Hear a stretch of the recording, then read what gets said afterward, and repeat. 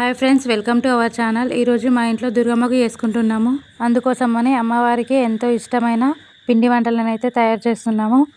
ముందుగా అయితే గ్యారప్పాల కోసం అయితే ప్రిపరేషన్ స్టార్ట్ చేసేసాము. పిండిని అయితే ఇలా మెత్తగా కలుపుకొని ముద్దలుగా చేసుకొని గ్యారప్పాల మిషన్ పైన అయితే ఒక్కొక్కటిగా ఒత్తుకుంటూ తీసి ముందుగానే హీట్ చేసుకున్న ఆయిల్లో డీప్ ఫ్రై చేసుకున్నాము. అమ్మవారి పూజ కోసం అయితే గ్యారప్పాలు, బెల్లప్పాలు, ఇంకా పిండి దీపాలు అయితే తయారు చేసుకున్నాము. ఈ ప్రిపరేషన్ అయిపోయిన వెంటనే అమ్మవారి పూజ కోసం అని అన్ని తయారు చేసుకుంటున్నాము. అమ్మవారి దగ్గరి సామాన్కి అయితే క్లీన్ చేసుకొని బొట్లు పెడుతున్నాము. అమ్మవారి పూజ కోసం అయితే తొట్టెను తయారు చేస్తున్నారు. అలాగే ధూపం వేసుకునే దాన్ని కూడా అలంకరించుకొని అమ్మవారి కోసం బియ్యం కలిపి పెట్టుకున్నాము. ఇక్కడ అమ్మవారికి అయితే తొట్టెను ప్రిపేర్ చేస్తున్నాము.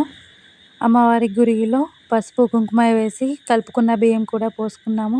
అమ్మవారికి అయితే తయారు చేసుకున్న పిండి వంటలను ఒక్కొక్కటిగా ఇలా మాలలాగా తయారు చేసి అమ్మవారి తొట్టెకైతే కట్టారు. అలా 4 మాలలు అయితే తయారు చేసి అమ్మవారి తొట్టెకు 4 వైపులా 4 మాలలు అయితే కట్టారు. అమ్మవారి తొట్టెకు 4 వైపులా మాలలు అలంకరించిన తర్వాత బ్లౌజ్ పీస్ను కూడా అలంకరించారు. అమ్మవారి పూజ కోసం అయితే ఇలా పట్నాన్ని అయితే వేస్తున్నారు.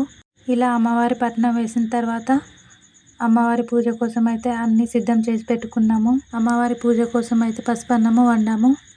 వండిన పసుపన్నాన్ని ఆకులో పెట్టి దానిపై పిండి దీపాలు పెట్టి దీపం వెలిగించాము. అమ్మవారి పూజ అయిపోయాక మటన్ కర్రీ అయితే ప్రిపరేషన్ స్టార్ట్ చేసాము. ముందుగా పోపు దినుసులు వేసుకొని అల్లం వెల్లుల్లి పేస్ట్, ఆనియన్స్ వేసుకొని అల్లం వెల్లుల్లి పేస్ట్ ఫ్రై అయ్యాక ఫ్రై చేసుకున్నాము. పసుపు వేసి కలుపుకున్నాము. పసుపు వేసి కలిపిన తర్వాత మళ్ళీ ముందుగా ప్రిపేర్ చేసుకున్న మటన్ కర్రీని అయితే ముందుగా గోలించి పెట్టుకున్న పోపులో వేసుకొని ఇలా ఈవెన్గా కలిపి ఒకసారి అయితే మూత పెట్టుకోవాలి. మూత పెట్టుకొని కాసేపటి తర్వాత మళ్ళీ ఒకసారి మూత తీసుకొని మళ్ళీ ఒకసారి మధ్య మధ్యలో కలుపుతూ ఇలా మూత పెట్టుకోవాలి. ఇలా 2-3 సార్లు మధ్య మధ్యలో కలుపుకుంటూ ఉండాలి.